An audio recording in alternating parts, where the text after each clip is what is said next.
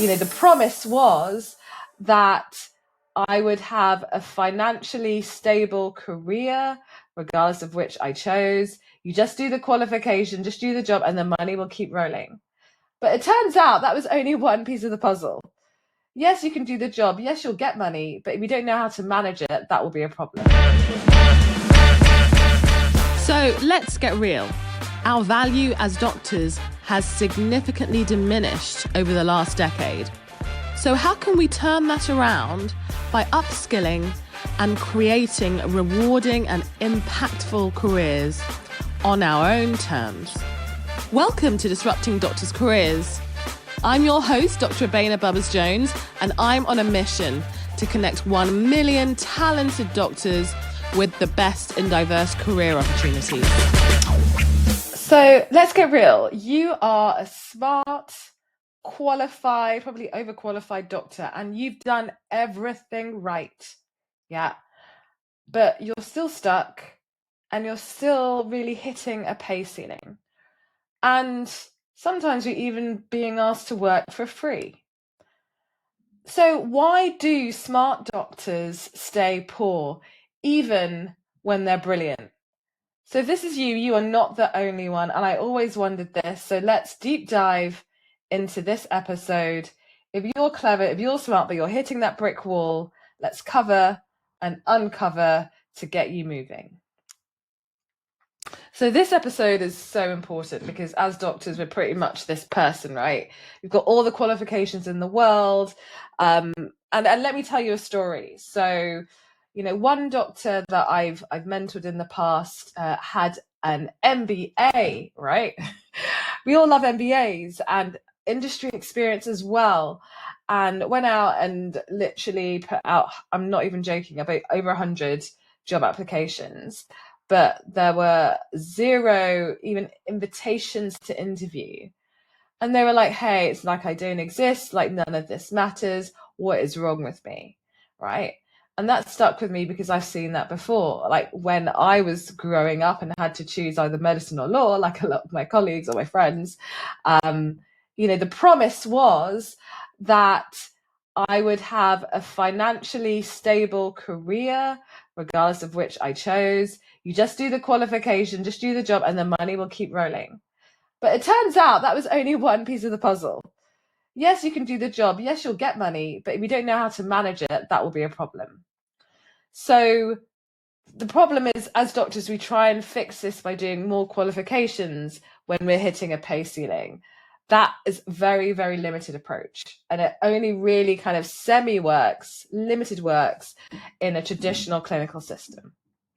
So most doctors, as I said, they'll be doing courses, they'll be doing MBAs, they'll be doing extra shifts, they'll be applying for every job they see. And this leads to more exhaustion. This leads to taking out a lot of your energy, not progress. And the hidden cost of staying in low paid or low value roles and delaying any change is huge, right? It's a lot more than you realize. For example, I've recently mentored another doctor who delayed, I'm not joking, 9 years. 9 years thinking about praying, but really unhappy in their role or looking for something bigger and better. And in those 9 years of delaying, they not only lost the potential income that they could have gained in a higher role, but also, as we know, particularly in clinical, our salaries don't keep up with inflation. So lost money that way too. And also the energy and the time and the emotional and the competition. A lot of doctors forget about that. I hear, hey, I'm going to leave it another 6 to 12 months or even years. And you're like, okay, fine. But what about all the doctors that aren't doing that? So by the time you actually decide to do anything, you've got way more competition with other doctors who are already there and have learned all the mistakes and doing better than you are just waiting for the right time or the perfect time or to do this extra qualification or when things are less busy. Life is always busy. And as you get older, it just gets busier. That's based on my experience anyway. We also had another fellow who just felt lost. They'd actually done the MBA, another MBA story. They'd done the MBA, went back to clinical because the MBA, yes, it teaches you a lot of theory, but there's limits to what you can do in practice, especially if you're not already doing something in a business, right? Build you a network, but not the business side. So I ended up going back to clinical, and again, was just lost. And a lot of that to do with mindset and fear. But within 6 weeks of working with this doctor, and most specifically getting a strategy in place that didn't burn them out, that focused on what they were really good at and enjoyed and was effortless, they landed a 10K deal, so a contract in health tech, without having to apply for a single job. Right? I'll say that again, without having to apply for a single job. And you know me, I always talk about 85% of jobs are never advertised, right? 85% of jobs are never advertised. Yet I hear doctors saying, I've applied for all of these jobs. You literally haven't, because most of the ones you apply for are like the ultra competitive ones that everyone sees. What about the other ones that no one sees? You want to be going for those jobs, because like a lot of these jobs are the ones that are created for you, right? Wouldn't that be better? So going back to the 3 key reasons why smart doctors stay poor. So this is what's really keeping you stuck at this is you, and like really struggling with that financial stability. And I know a lot of us are struggling with it despite having a relatively high level of income than your average person, right? And that itself is a problem. One part of it is, as doctors, we are not trained to do money or talk about money or even really understand our value in the wider healthcare ecosystem.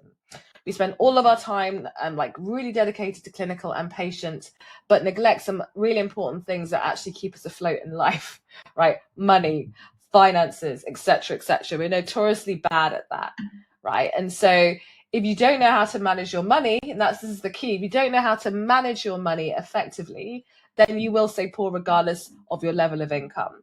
So if you're someone like that and you're not good at money, find someone who is. Get a financial advisor, get a tax accountant, whatever it is. Because when you start raising your income, the habits don't change.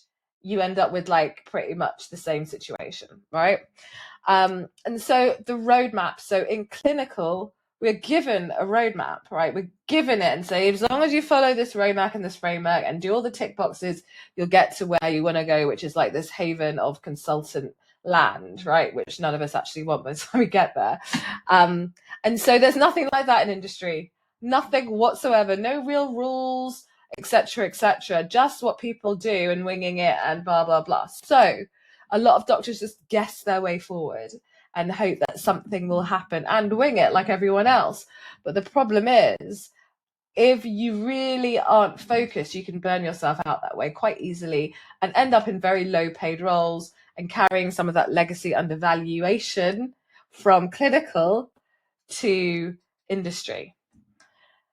Another point is not having a network, right? So if you're someone that is new to industry, maybe you have like one connection on LinkedIn, not a bad thing, but it's clear that you just don't know anyone.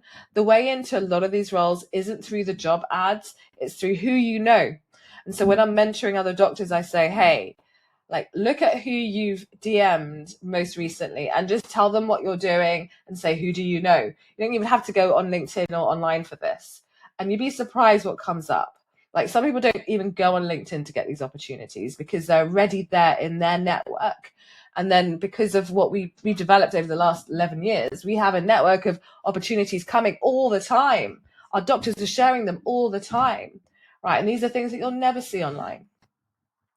So if you don't have the network, you will not have access to those really high value, impactful opportunities that are for you, right? And finally, positioning. You're like, what is positioning? Like positioning is really about making sure that you are the best person for the role in context of the problem that you're solving, right? And realistically, as doctors, we are generally seen as high value, but in industry, and I see this increasingly, we're seen as high value, but you can get it for free. So actually our value just decreases, right? So if you're someone that knows how to package and position your service, and I always say the best way of doing that is focusing on a problem, not an idea, because if you focus on a problem and you know the problem really well in your market, then that's where you get to show that you've got great value compared to a doctor that doesn't know the problem, just has the ideal, just wants to work, say, in health tech, and comes in going, I'm just a doctor with clinical knowledge, hire me, right? So who's going to be the more high value one? Someone that comes with a problem focus and understanding, or someone just like, I just want to work in health tech and I can do some medical writing and clinical stuff for you, right? You want someone, especially as a business owner in health tech, you want someone who's going to really go with you on the journey and position themselves well, right? Because they know their value and they can produce value, right? So just to summarize, the 3 reasons why smart doctors stay poor is they don't have a roadmap, they don't have a network, and they don't know how to position themselves. So I guess the question is, what do you need to do? So to really grow and to get out of this funk, right? We all are in it. Just remember, you don't need to work harder. You just need to be smarter and strategic, ironically. Smarter in the sense of strategic, right? That is key. So that's having a real plan to do the minimum value, MVP, which is minimum viable product. It's like the minimum approach that will give you the most returns. So the minimum approach that will give you the most returns quickly. Right. And that is also a skill, really kind of identifying what the minimum one is. And the returns is really about what is your North Star, what's important to you, and what is the quickest route for you to get there. And so for most doctors that I work with, the most important thing for them is money. It's freedom, it's a lifestyle, but it all actually boils down to money. You need the money to have the freedom and the lifestyle and the flexibility, right? You cannot escape from that. Right. So don't forget, it's about working smarter, not harder, and strategic. And if you don't know strategy, you need to find someone that does. So one of our fellows went from, like, we have a lot of junior doctors actually in our fellowship. We mentor a lot of them. People are thinking, oh, you're going to become a consultant and then you'll be more valuable. No hierarchy in industry, honestly. You do not have to be a consultant to get a high value role. You could be a medical student to get a high value opportunity. And I've seen and mentored lots of medical students that have done that. So don't start telling yourself you've got to wait until you get X qualification, because your value is not just tied, or like hardly even tied, to your qualification. As I told you about the MBAs, that didn't work for those people. So one of our fellows went from like an invisible junior role to leading and project managing health tech projects and mentoring other doctors in just a few months. And what was the shift, right? What did they do differently? It was strategy. It was personal branding. It was having support and the confidence by actually doing, not just reading and watching and learning. It was from doing. I see a lot of doctors, especially smart doctors, they're just afraid. There's a lot of fear, so they don't actually go out and talk to anyone. And the first step is about gaining your own clarity. And you cannot do that without talking to a lot of people, not just one or two, a lot of people. So if you're listening, you're thinking, oh my God, Abeyna, is this for me? Right. And I've heard that a lot from other people going, oh my God, it's like you've written this for me, or you've recorded this for me. Well, that's a sign.